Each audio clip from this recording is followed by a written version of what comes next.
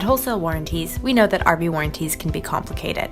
When reviewing a contract, one of the first things many people will notice is the number of names involved.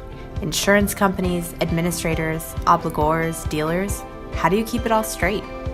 With any RV warranty or RV extended service contract, you will see 3 names specifically defined in your contract: the obligor, the administrator, and the insurer.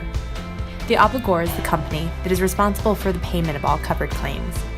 Many obligors hire a separate company responsible for the processing of claims, called the administrator. The administrator is the company that will house your paperwork and be the people that you call when you experience a breakdown.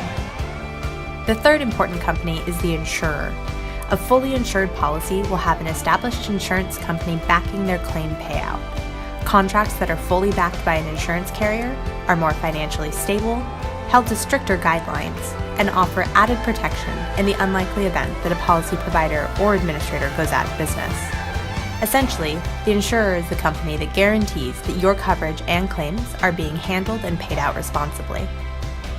Other names you might see are the name of the particular policy coverage and the dealer or provider you purchased the policy from.